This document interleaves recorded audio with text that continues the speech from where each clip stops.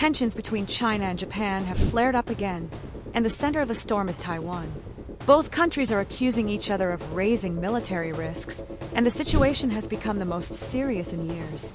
Let's break down what actually happened and why things escalated so quickly. Japan has decided to place offensive weapons on Yonaguni Island.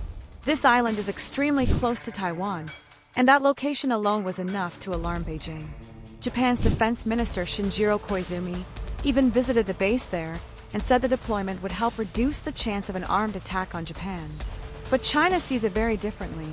Beijing says the move is meant to fuel regional tensions and provoke a military confrontation. Beijing is upset because the weapons Japan plans to deploy are not ordinary.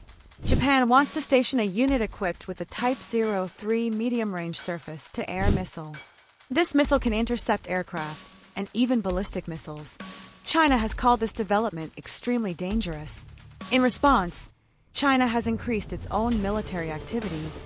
The PLA Navy, under the Eastern Theater Command, has stepped up drills in nearby waters.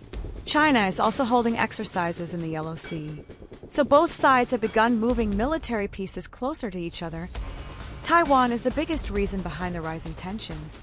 China considers Taiwan an inseparable part of its territory and has not ruled out using force to take it.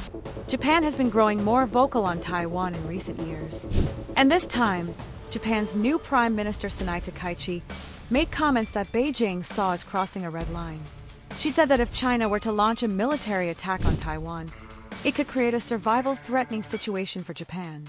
Under Japan's 2015 security law, such a situation would allow Tokyo to take military action together with the United States. China was furious.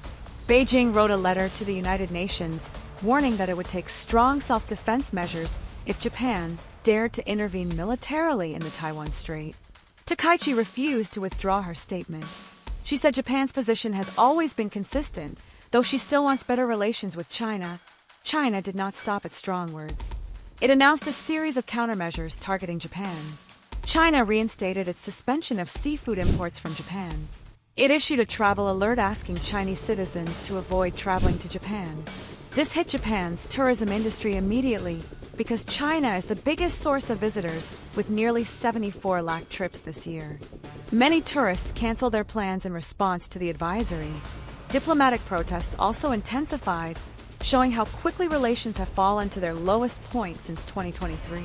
The United States has stepped in and made its stance very clear.